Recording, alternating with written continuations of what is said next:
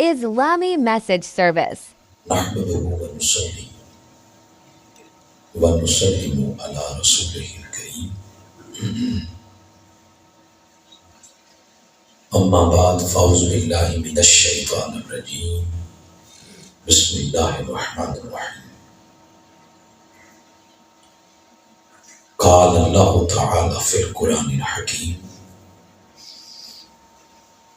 سبحان الذي أسرى بعبده ليلا من المسجد الحرام إلى المسجد الأقصى الذي باركنا حوله لنريه من آياتنا إنه هو السميع البصير صدق الله مولانا العظيم إن الله وملائكته يصلون على النبي يا أيها الذين آمنوا صلوا عليه وسلموا تسليما اللهم صل على سيدنا ومولانا محمد وعلى آله وصحبه وبارك وسلم۔ تمام احباب حضور علیہ السلام کی بارگاہ میں درود پاک پیش کریں۔ الصلاۃ والسلام علیک یا رسول اللہ وعلی آلک واصحابک یا سیدی یا رحمت للعالمین وخاتم النبیین وشفیع المسلمین وجد الحسن والحسین والحمد للہ رب العالمین۔ محترم المقام لائق عزت حضرت علامہ الحافظ القاری مظہر حسین نقشبندی صاحب، ضلعی صدر منہاج القرآن علماء کونسل ڈسٹرکٹ جیلا، میزبان مجلس محترم المقام لائق عزت علامہ الحافظ القاری ممتاز حسین صاحب، امام و خطیب مسجد حاضر، محترم علی اصغر سیفی صاحب اور جملہ حاضرین، بزرگوں، نوجوان ساتھیوں، عزیز بھائیوں،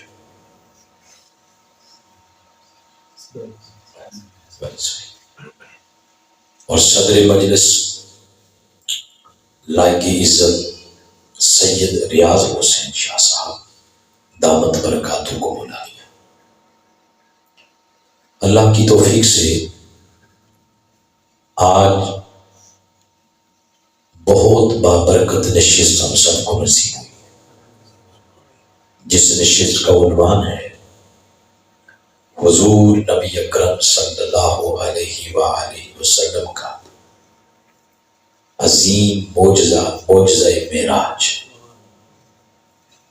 یہ حضور نبی اکرم صلی اللہ علیہ وسلم کی شان اور آپ کی عظمت کی مناسبت سے اس کا عنوان رکھا گیا معراج النبی صلی اللہ علیہ وسلم۔ میں اس کے انعقاد پر محترم حافظ ممتاز حسین صاحب اور مسجد حاضہ کی انتظامیہ کے جملہ ممبران، نمازی حضرات، اہلیان محلہ، سب کو مبارکباد ہے۔ اللہ کریم سب کی اس کاوش کو اپنی بارگاہ میں قبول فرمائے اور حضور علیہ السلام کی توجہات عطا فرمائے۔ بلا تاخیر آپ نماز عشاء کے بعد کے بیٹھے ہوئے ہیں، بلا تاخیر آج اس موضوع پر بات کرتے ہیں۔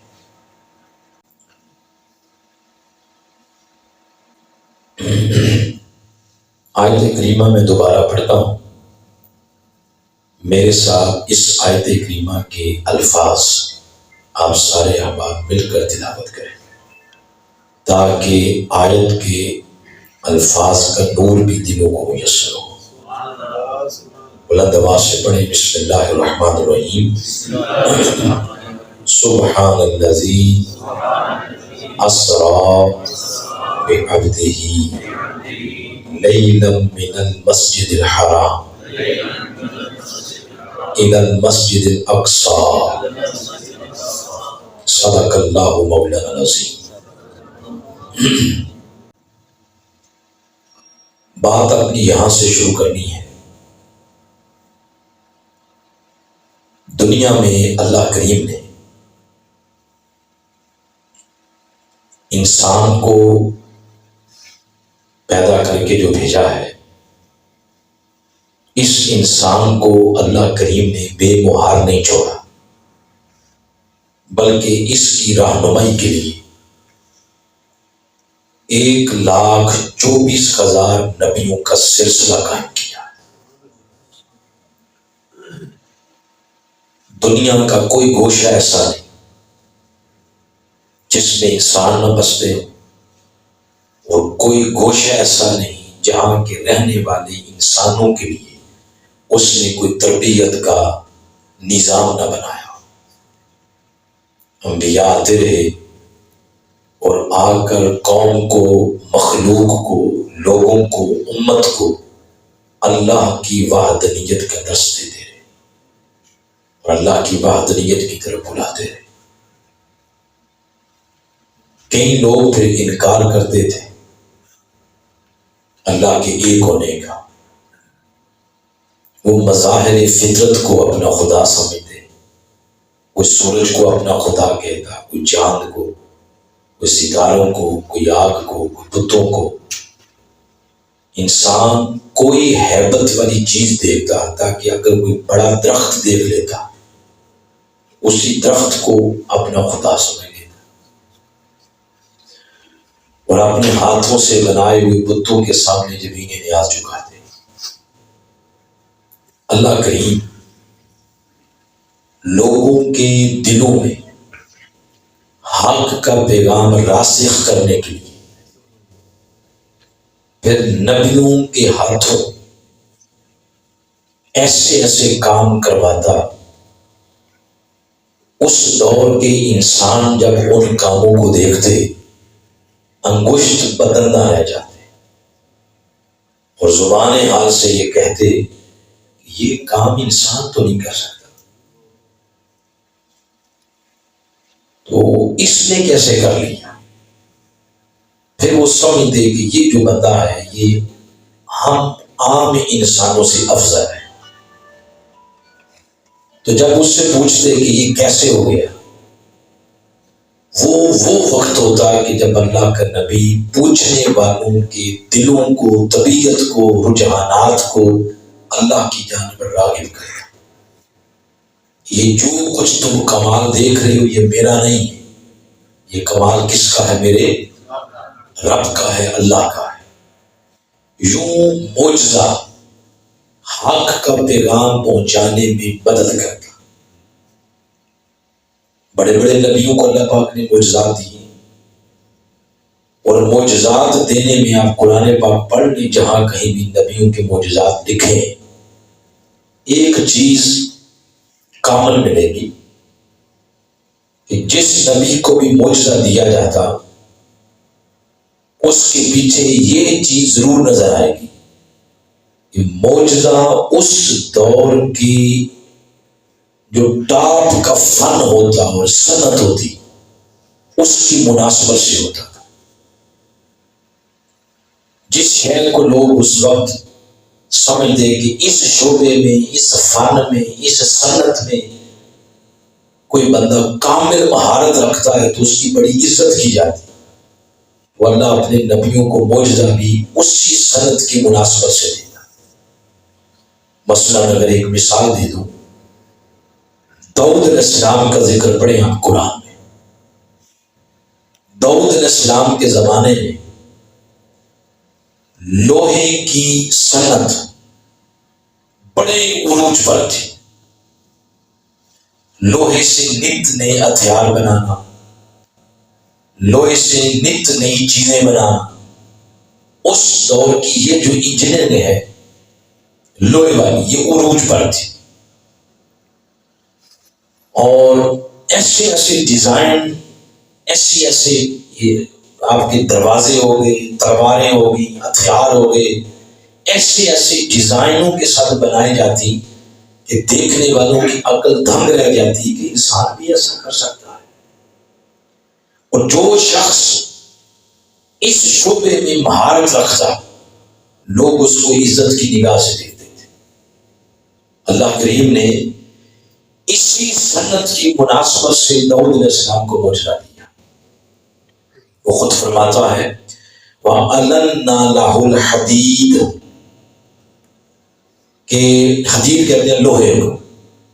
اللہ کریم نے اسی مناسبت سے جب داؤد علیہ السلام کو معجزہ دیا، فرق یہ ہوا کہ بڑے بڑے انجینئر جو اس مہارت میں اپنے نام رکھتے تھے، وہ کوئی بھی ہتھیار، کوئی بھی چیز تیار کرتے تو دن لگتے، ہفتے لگتے، مہینے لگتے، کیونکہ اس وقت ٹیکنالوجی اس طرح کی تو نہیں تھی۔ آج بجلی ہے، آپ کا ویلڈنگ کی سہولیات ہے، اس وقت تو یہ ٹیکنالوجی تو نہیں تھی۔ سب کچھ آگ اور ہتھوڑے کے ساتھ ہی تیار کیا جاتا تھا۔ تو اللہ پاک نے اسی مناسبت سے حضرت داؤد علیہ السلام کو معجزہ دیا۔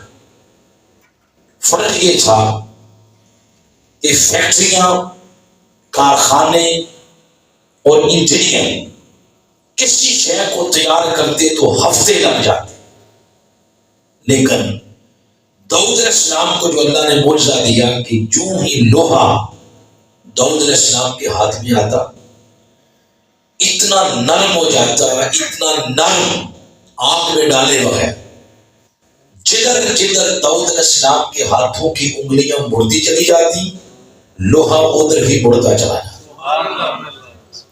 لوگ جب دیکھتے ہیں کہ یہ کام ہماری فیکٹریاں، ہمارے کارخانے، ہمارے انجینئر، ہمارے مستری، ہمارے جو اس کے ماہر ہیں، وہ یہ کام کرتے ہوئے مہینے لگاتے ہیں، اور داؤد علیہ السلام نے لمحے کے اندر یہ کام کر دیا ہے، تو پوچھتے یہ کیسے ہوا؟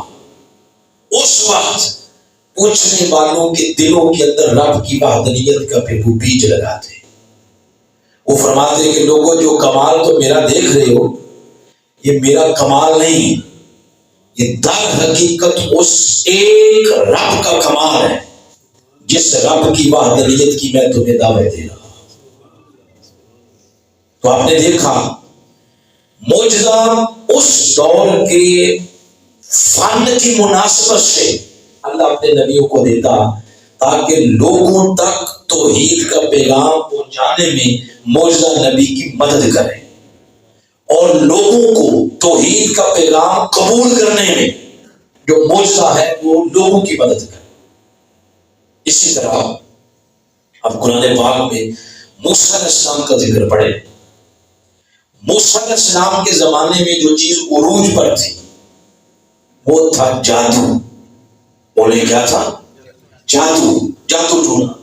جگہ جگہ بیٹھے ہوتے تھے جادوگر، جیسے ہمارے ہاں بورڈ لگے ہوتے ہیں فلاں بنگالی پروفیسر اور فلاں بابا اور محبوب قدموں میں اور پسند کی شادی، اور اسی طرح کا ڈھوسلے جگہ جگہ لگے ہوتے ہیں، اور عوام الو بن جاتی ہے اور ان کے شکنجے میں آ جاتی ہے۔ اسی طرح اس دور میں یہ تو ڈھوسلے ہیں، اس دور میں واقعتاً جادو بڑے عروج پر تھا، حتیٰ کہ قرآن اس جادو کا ذکر کرتا ہے۔ اتنا عروج پہ جادو تھا، حتیٰ کہ جو بادشاہ کے مقربین تھے وہ بھی جادوگر تھے۔ جب موسیٰ علیہ السلام نے فرعون کے ساتھ ٹکر لی تو فرعون نے موسیٰ کے مقابلے میں فوجی نہیں میدان میں اتارے تھے، فرعون نے موسیٰ علیہ السلام کے مقابلے میں جادوگر میدان میں اتارے تھے، اس نے فوجی نہیں اتارے تھے۔ تو موسیٰ علیہ السلام کے زمانے میں یہ عروج پر تھا جادو۔ اللہ پاک نے اسی مناسبت سے موسیٰ علیہ السلام کو معجزہ عطا کیا۔ وہ یہ تھا آپ کے پاس عصا تھا، عصا جس کو آپ پنجابی زبان میں چھڑی کہتے ہیں، سوٹی کہتے ہیں یا ڈنڈا کہتے ہیں۔ موسیٰ علیہ السلام وہ عصا، اسی عصے سے بڑے سے بڑے درخت سے بکریوں کے لیے لنگ بھی کاٹ لیتے، لوگ سمجھتے ہیں پتے بھی جھاڑ دیتے اور پتھر پہ وہ مارتے تو پانی بھی آ جاتا، اسی کو آپ پھینکتے وہ سانپ بھی بن جاتا۔ اور ایک معجزہ یہ تھا کہ ہاتھ ایسے بغل میں رکھ کے باہر نکالتے تو چاند 14ویں رات کے چاند کی طرح چمک رہا ہوتا۔ یہ معجزات اللہ پاک نے عطا کی۔ موسیٰ علیہ السلام کا جب یہ اللہ کی توحید، اللہ کی وحدانیت کا پیغام جب پھیلایا، کرتے کرتے وقت آیا کہ فرعون کے مقابلے میں اس کے دربار میں پہنچے۔ جیسے فرمایا اذهب انت، اے موسیٰ تو اور ہارون دونوں فرعون کے پاس جاؤ، انہ طغیٰ، وہ بدبخت بڑا باغی ہو چکا ہے۔ تو ہارون بھی گئے اور موسیٰ علیہ السلام بھی گئے۔ اس نے موسیٰ علیہ السلام کے مقابلے میں اپنے جادوگروں کو میدان میں لائے۔ ٹاپ کے جو جادوگر تھے انہوں نے کیا کیا، جادو کیا، اور بڑے بڑے جو اژدہا تھے، سانپ، بڑے بڑے سانپ، رسیاں ڈالی ہیں ایسے زمین پہ تو رسیاں سانپ بن کے رینگنے لگے، اور ایسے رسیاں اور سانپ دوڑے حضرت موسیٰ علیہ السلام اور حضرت ہارون کی طرف۔ یہ واقعہ پڑھنا چاہیں آپ ڈیٹیل کے ساتھ، ایسے کافی جگہ لکھا ہوا ہے، لیکن سورۃ طٰہٰ کے اندر بڑی ڈیٹیل کے ساتھ لکھا ہے۔ جب وہ سانپ حضرت موسیٰ علیہ السلام اور حضرت ہارون علیہ السلام کی طرف بڑھے تو ایک انجانا سا خوف موسیٰ علیہ السلام کے دل میں آیا۔ تو آگے سے اللہ پاک نے کیا فرمایا؟ فرمایا لا تخافا، فرمایا اے موسیٰ اور ہارون ڈرنا نہیں، اننی معکما، میں تمہارے ساتھ ہوں۔ تو بولا کیا کریں؟ فرمایا یہ جو موسیٰ تجھے ڈنڈا پکڑ رکھا، اس ڈنڈے کو ذرا زمین پہ ڈال، پھر دیکھ آگے ہوتا کیا ہے۔ موسیٰ علیہ السلام نے جب وہ ڈنڈا، جب وہ عصا، جب وہ چھڑی زمین پہ ایسے رکھی، ان سانپوں سے بڑا اژدہا بن گیا، اور اس نے آگے بڑھ کے سب چھوٹے چھوٹے سانپوں کو نگل لیا۔ جب انہیں نگل لیا، جتنے جادوگر تھے وہ سارے کے سارے جادوگر موسیٰ علیہ السلام کے اشارے پر اللہ کی بارگاہ میں سجدہ ریز ہو گئے۔ فرعون نے جب دیکھا کہ حالات میرے ہاتھ سے نکل رہے ہیں، حالات میرے ہاتھ سے نکل رہے ہیں، اس نے دھمکی لگائی، میں تمہیں لٹکا دوں گا، تمہیں پھانسی پہ چڑھا دوں گا، تمہارے ہاتھ کاٹوں گا، تمہارے پاؤں کاٹوں گا۔ آگے سے وہ جادوگر بولے، انہوں نے کہا کہ جب ہم نے حق اپنی آنکھوں سے دیکھ لیا، قالوا آمنا برب ہارون و موسیٰ، ہم موسیٰ اور ہارون کے رب پہ ایمان لائے۔ آگے سے وہ کہتا ہے میرے پوچھے بغیر تم نے ایمان لیا، فَلَأُقَطِّعَنَّ أَيْدِيَكُمْ وَأَرْجُلَكُمْ مِنْ خِلَافٍ، تمہارے ہاتھ پاؤں سب کاٹوں گا۔ آگے سے جادوگر کہنے لگے قالوا لن نؤثرك، اے فرعون تیری دھمکی ہم پر اثر نہیں کر سکتی، اس لیے کہ ہم نے اللہ کے جلوے موسیٰ کے معجزے کے ذریعے اپنی آنکھوں سے تک لیے ہیں۔ ان سب نے موسیٰ علیہ السلام کا کلمہ پڑھ لیا۔ اب دیکھیں کہ معجزہ لوگوں کو توحید کا پیغام قبول کرنے میں مدد کر رہا ہے، معجزہ توحید کا پیغام پھیلانے میں اللہ کے نبی کی کیا کر رہا ہے؟ مدد کر رہا ہے۔ لیکن اس میں بیسک بات یہی ہے کہ اس دور کا جو بھی فن ہوتا، اللہ اس فن کی مناسبت سے اپنے نبی کو معجزہ عطا کر۔ ایک اور مثال یہاں پر سن لیتے ہیں، کبھی سورہ آل عمران کو آپ پڑھیں، اس کی آیت نمبر 49، اس کے اندر ذکر ہوا ہے حضرت عیسیٰ علیہ السلام کے معجزے کا۔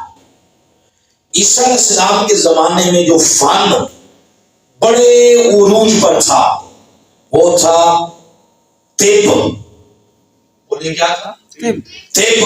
دور جدید میں اس کو کہہ لیں میڈیکل، یہ جو ڈاکٹری ہے اس کو کہہ لیا حکمت، یہ بڑے عروج پر تھی موسیٰ علیہ السلام کے زمانے میں۔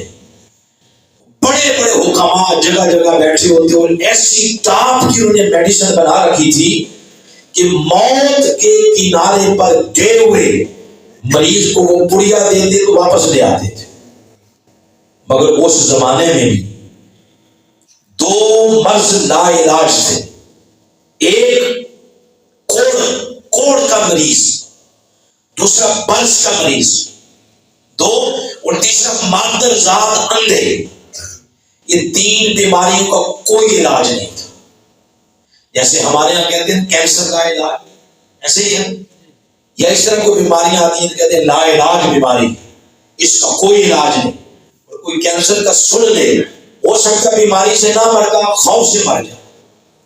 یہ لا علاج سمجھتے ہیں لوگ. اسی طرح اس وقت یہ تین بیماریاں، ایک کوڑ، ایک برس، ایک مادر زاد اندھے، لوگ یہ سمجھتے تھے کہ ان کا علاج کسی کے پاس نہیں. اللہ کریم نے اسی مناسبت سے عیسیٰ علیہ السلام کو معجزہ عطا کیا. عیسیٰ علیہ السلام نے بابا کے طور اعلان کیا، فرمایا تمہارے وہ مرض جن کو تمہاری میڈیکل حکمت طب یہ کہتی ہے یہ لا علاج ہے، میرے پاس لے آؤ، میں ہاتھ لگاؤں گا ان کی بیماری جلتی ہوئی نظر نہیں آئے. لوگ لے آئے مریض. قرآن حکیم کی سورہ آل عمران کی آیت نمبر 49 پڑھ، فرمایا وَأُبْرِئُ الْأَكْمَحَ وَالْأَبْرَصَ. کوڑ اور برس کے مریضوں کی بات ہو رہی. مادر زاد اندھے جب عیسیٰ علیہ السلام کے پاس آتے، عیسیٰ علیہ السلام ہاتھ لگاتے، ان کو آنکھیں مل جاتی، ان کی بیماریاں دور ہو جاتی. اب دیکھنے والوں کے ذہن میں ایک الٹی فلم چلنے لگی. وہ یہ دیکھتے کہ اس نے لا علاج مرض صحیح کر دی. ہمارے سامنے مٹی اٹھائی، اس کو پرندہ بنایا، اس نے پھونک ماری، جان آ گئی، پرندہ مار کے اڑنے لگ گیا. مادر زادتوں کو اس نے آنکھیں دے دی. برس اور کوڑ کے مریضوں کو اس نے صحیح کر دیا. اخرج موتا، مردے اس نے زندہ کر دیے. ان کے ذہنوں میں یہ آنے لگ گیا کہ کہیں یہ خدا تو نہیں. یہ سوچنے لگے. عیسیٰ علیہ السلام بھاگ گئے کہ یہ میرے معجزات دیکھ کر یہ اپنے ذہن میں سوچ رہے ہیں کہ شاید میں خدا. فوراً عیسیٰ علیہ السلام نے ان کی سوچ کے آگے ایک بند باندھا. فرمایا یہ نہ سوچو، یہ تو تم نے میرا کمال دیکھا، میرے معجزات دیکھے، میں مٹی اٹھاتا ہوں، پرندہ بناتا ہوں، پھونک مارتا ہوں، روح ڈالتا ہوں، اڑنے لگ جاتے. لا علاج مریض صحیح ہو رہے، مردے زندہ کر رہا ہوں. یہ سارے کمالات میرے نہیں ہیں، میں اس دن نہ، یہ سارے کمالات مجھے رب کی طرف سے عطا کیے گئے. یعنی قوم کا دل، دماغ، طبیعت، رجحان اس ایک رب کی طرف اس کو مبذول کرواتے تاکہ لوگ اس ایک رب کا کلمہ پڑھیں. ان تینوں مثالوں سے یہ پتہ چلا کہ معجزہ اپنے نبی کو اللہ پاک جب ادا کرتا ہے اس میں ایک حکمت یہ ہوتی ہے کہ لوگوں کے لیے معجزہ دیکھ کر توحید کا پیغام قبول کرنے میں آسانی ہو جاتی، نبی کے لیے توحید کا پیغام پہنچانے میں آسانی ہو جاتی. اور دوسری اس میں حکمت یہ ہے کہ معجزہ اس دور کی فن اور صنعت اور مہارت کی مناسبت کے ساتھ اللہ پاک عطا کرتا. اب ذرا بتائیں باتیں سمجھ آ رہی ہیں؟ کوئی نہیں ہاتھ کھڑا کریں ہیں جن کو سمجھ نہیں آ رہی. سب کو آ رہی؟ اب ہاتھ کھڑا کریں جن کو سمجھ آ رہی. سب کو آ رہی؟ سنیں آپ ذرا بول کے بتائیں آج ہم عیسیٰ علیہ السلام کے معجزے کا ذکر کر رہے ہیں، کس کے معجزے کا ذکر سننے کے لیے بیٹھے؟ آقا علیہ السلام کا معجزہ، ان کا معجزہ سننے کے لیے بیٹھے. نبی پاک صلی اللہ علیہ وسلم جس زمانے میں اللہ نے اپنے محبوب کو بھیجا اور جس علاقے میں، اس علاقے میں کون سا فن عروج پر تھا اس زمانے میں، اس علاقے میں. آپ کتابیں اٹھا کے پڑھ لیں، تاریخ کی کتابیں. اس وقت جو فن عروج پر تھا وہ تھا زبان، کلام، لینگویج. اور ان کی زبان تھی عربی. اس عربی کا معنی یہ ہے اہل زبان. اور وہ اپنے آپ کو عربی کہتے ہیں کہ زبان والے ہم ہیں، باقی ساری دنیا کو کہتے تھے اجمی. اجمی کا معنی ہے گونگے، یعنی وہ ہمیں کہتے تھے کہ یہ دنیا ساری گونگی ہے. باقی بھی کچھ زبانیں ہیں وہ کہتے تھے دنیا میں زبان صرف عربی ہے. اس عربی پہ ان کو ناز تھا. بڑے بڑے پھر عربی کے اندر عربی دان، ان کو بڑی مہارت، اس میں پھر شاعری کرتے، اپنی زبان کا اظہار وہ شاعری میں کرتے تھے. جن لوگوں نے کچھ پڑھ لی تاریخ، متنبی ایک بہت بڑا شاعر ہوا ہے متنبی، اس میں اور بڑے بڑے شاعر ہیں. تو پھر شاعری کا مقابلہ ہوتا، میلے لگتے تھے. میلے ہمارے یہاں جب میلے لگتے ہیں تو میلوں میں کئی ایونٹ ہوتے ہیں. کبڈی بھی ہوتی ہے، وہ جو بیل ہوتے ہیں ان کی ریسیں بھی ہوتی ہیں، گھوڑوں کی ریسیں بھی ہوتی ہیں. اسی طرح یہ اس وقت بھی میلے لگتے تھے اوقاس کے. بازاروں میں بڑے بڑے میلے لگتے، میدانوں میں جا کے. ان میلوں کے اندر ایک ایونٹ یہ ہوتا کہ بڑے بڑے شعراء اپنا تازہ کلام سناتے، لوگ ان کو دان دیتے، اور جس شخص کا کلام ٹاپ کر جاتا اس شخص کے کلام کا کچھ حصہ تختی پہ لکھ کے کعبے کی دیوار کے ساتھ لٹکا دیا تھا. جس شاعر کے کلام کا حصہ کعبے کی دیوار کی زینت بنتا، وہ پھر جہاں بھی بیٹھتا تو پھولے نہیں سماتا تھا. لوگوں کو کہتا میں عام نہیں ہوں، میں وہ ہوں، میں عام شاعر نہیں گلی محلے والا، میں وہ ہوں جس کے شاعری کا کچھ حصہ اس وقت کعبۃ اللہ کی دیوار پہ لٹکا ہوا ہے. اور لوگ سمجھتے کہ شاعر تو یہ ہے، بندہ تو یہ ہے، کلام تو اس کے پاس ہے، عربی تو اس کو آتی. اس طرح مقابلے ہوتے. اللہ پاک نے اسی فن کی مناسبت سے اپنے محبوب کو جو پہلا معجزہ عطا کیا، 40 سال جب عمر مبارک ہوئی اور حضور اسلام جب غار حرا میں گئے تو اللہ پاک نے سب سے پہلا جو معجزہ عطا کیا وہ قرآن حکیم ہے. نعرہ تکبیر، نعرہ رسالت، نعرہ حیدری. یہ حضور کا معجزہ ہے. کیا ہے یہ حضور کا بولے؟ معجزہ ہے. اللہ پاک نے پہلا معجزہ اپنے محبوب کو یہ عطا فرمایا، اقرا بسم ربک الذی خلق. یہ معجزہ عطا کیا اللہ پاک نے. اب جب قرآن کو وہ کافر سنتے تو سر دھنتے، گوشت بدلتا رہ جاتے قرآن کا نظم دے کر. اور جو قرآن سنتا وہ پھر قرآن کا ہی ہو جاتا، وہ حضور کا ہی ہو جاتا. اگر آپ اجازت دیں تو میں آپ کو ذرا ایک نظم کے ساتھ قرآن سناؤں. بولیں یہ شعر و شاعری سنتے رہتے ہیں ہر وقت، وہ قرآن بھی سنا کریں. سنیں ذرا، آپ اندازہ لگائیں، قرآن کا نظم دیکھیں، قرآن کے لفظ موتی کی طرح دیکھیں کیسے ہیں. یوں فرمایا، مجھے نہیں آپ کا پتا کہ آپ کو مزہ آئے گا یا نہیں، اپنی بات ہے. ہمیں تو جو قرآن سنائے پڑھا جائے، ہم تو پورا مہینہ اسی کے نور میں رہتے ہیں. 40 45 45 دنوں سے قرآن ہی دیتے اسی کے نور میں. تو اس طرح دیکھیں نظم کیا ہے. اس طرح فرمایا بسم اللہ الرحمن الرحیم. علم، یہ مکی سورہ ہے. علم نجعل الارض مہادا والجبال اوتادا وخلقناکم ازواجا وجعلنا نومکم سباتا وجعلنا اللیل لباسا وجعلنا النہار معاشا وبنینا فوقکم سبعا شدادا وجعلنا سراجا وہاجا. میاں صاحب کا کلام پڑھے پھر یہ سبحان اللہ کہتے ہیں. پھر آگے سنیں، پھر فرمایا والنازعات غرقا والناشطات نشطا والسابحات سبحا فالسابقات سبقا فالمدبرات امرا. اب دیکھیں کیسے موتیوں کی طرح لفظ پروئے ہوئے.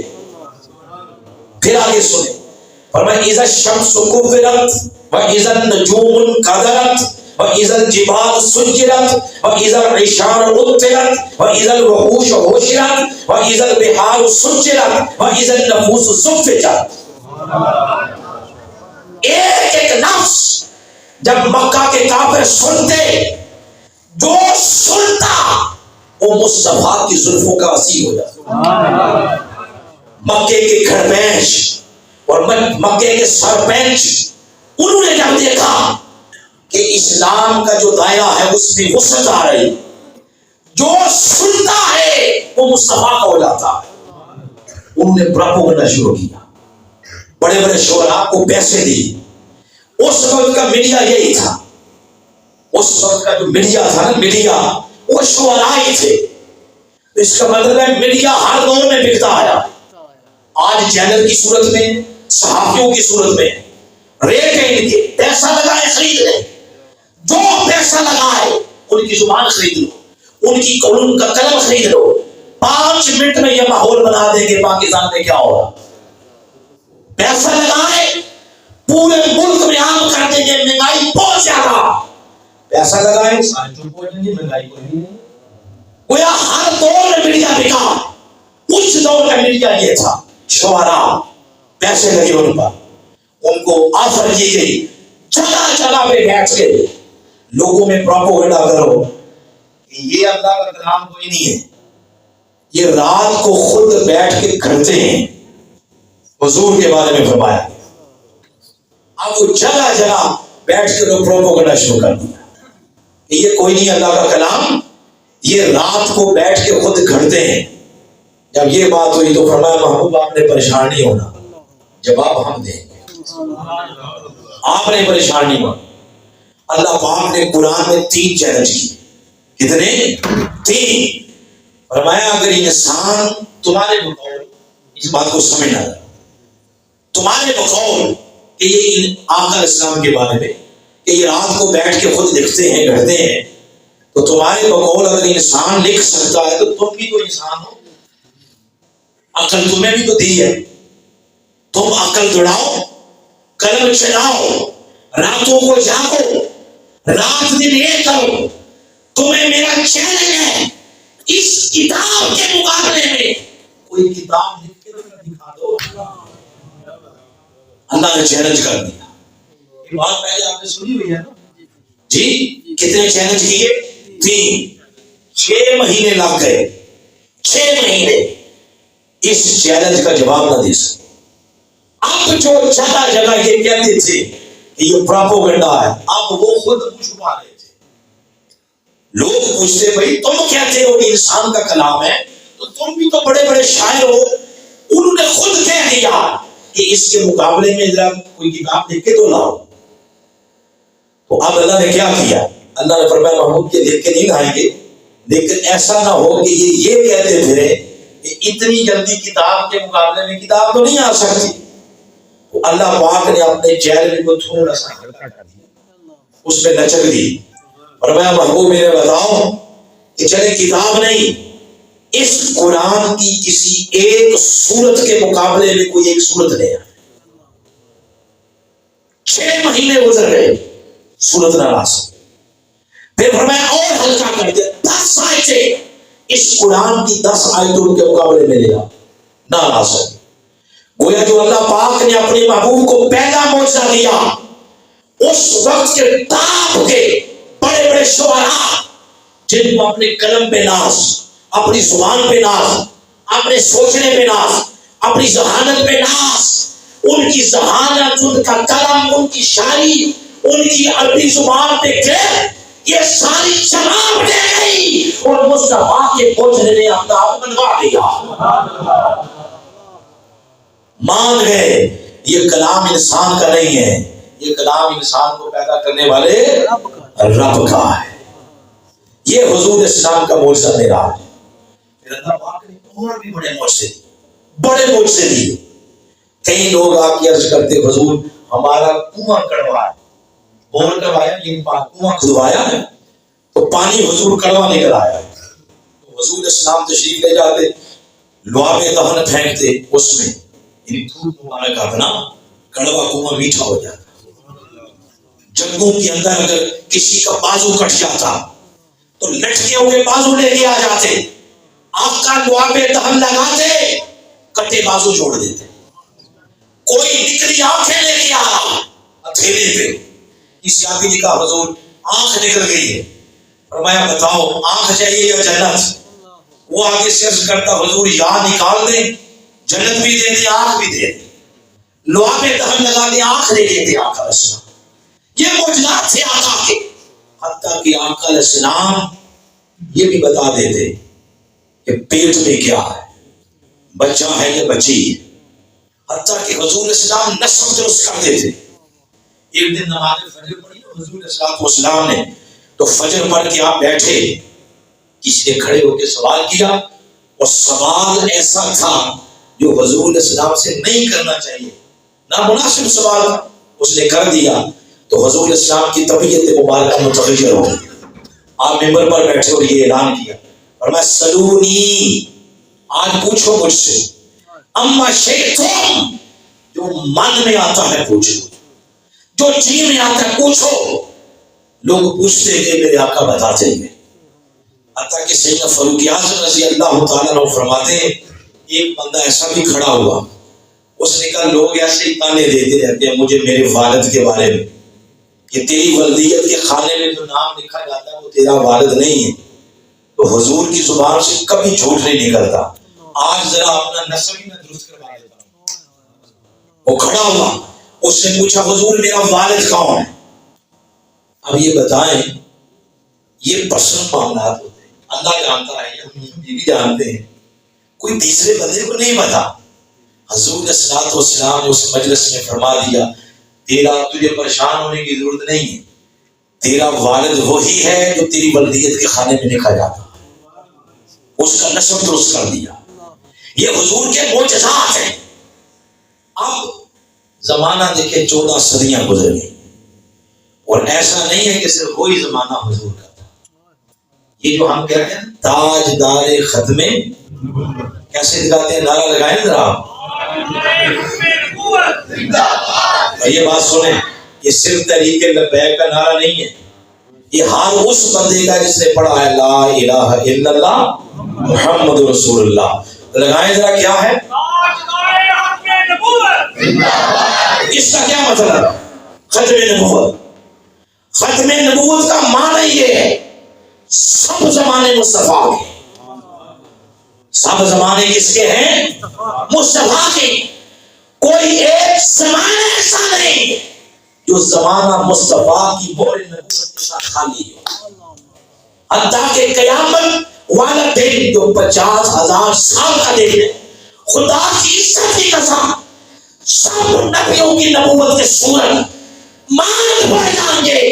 روز قیامت جس نبی کی نبوت کا سورج چمک رہا ہوگا وہ تاجدار ختم نبوت محمد مصطفیٰ،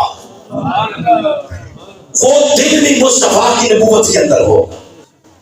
تو اب زمانہ، یہ بھی زمانہ حضور کا، وہ زمانہ حضور کا، وہ جس زمانے کی میں بات سنا رہا ہوں کہ یہ معجزات. آج جب میں یہ بیان کر رہا ہوں کہ حضور والسلام نے نسب درست کر دیا، جو بیٹھے ہیں نا آڈینس، یہ سارے جاہل نہیں ہیں، سارے کم پڑھے نہیں ہیں، سارے آرٹس پڑھنے والے نہیں ہیں، سائنس پڑھنے والے نہیں، کیمسٹری پڑھنے والے نہیں، بایو پڑھنے والے نہیں، فزکس پڑھنے والے نہیں، کوئی میڈیکل کے شعبے سے، کوئی جن کے شعبے سے، کوئی کسی شعبے سے، کوئی کسی شعبے سے. آج جب یہ بیان کیا جاتا ہے کہ یہ حضور کے معجزات ہیں تو لوگ ہنس کے کہتے ہیں کہ ڈی این اے ٹیسٹ کروا دے تو سائنس بھی بتا دیتی ہے کس کا والد کون. تو یہ بات کر کے تو گویا حضور اسلام کے معجزے کی حتق کرتے ہیں، کہتے ہیں یہ کون سا معجزہ ہو. تو کیا خیال ہے یہ زمانہ اللہ کی نظر میں نہیں تھا؟ بولے اللہ کی نظر میں تھا. یہ زمانے ایسے آئیں گے یہ زمین سوکھنے کے جان پہ چلے جائیں گے، یہ مریخ کو مسخر کرنے کی باتیں کریں، یہ مشتری پہ جانے کی باتیں کریں گے، یہ نیپچون پہ جانے کی باتیں کریں، یہ مختلف سیاروں کو مسخر کریں گے، فضائیں ہوائیں مسخر ہوگی. اس دور میں ہوائی جہاز نہیں تھے، لوگ 10 فٹ بھی اونچا کو اڑتا تو حیرت کی نظر سے دیکھتے. آج بادل نیچے آپ کا ہوائی جہاز ہوا ہے اور پلک جھپکنے میں کہاں سے کہاں انسان چلا جاتا. چاند میں انسان نے قدم رکھ دیا. اب مریخ پہ جانے کی بات کر رہا. یہ ٹیکنالوجی یہ اللہ کے علم میں بھی ہے. سارے زمانے مصطفیٰ تھے. اللہ پاک نے قیامت تک کے لیے سارے زمانوں کی ترقی کی مناسبت سے ایک معجزہ اپنے محبوب کو ایسا بھی دیا ہے. کوئی بندہ چاند پہ چلا جائے وہاں جا کے سوچ سکتا تھا, کہہ سکتا تھا کہ میں سب سے بلند ہو گیا ہوں, میں سب سے اونچا ہو گیا ہوں, باقی ہر شے مجھ سے نیچے ہے. اللہ پاک نے قیامت تک ٹیکنالوجی اور ترقی کی مناسبت سے ایک معجزہ معراج اپنے محبوب کو ایسا بھی دیا. فرمایا پگلے انسان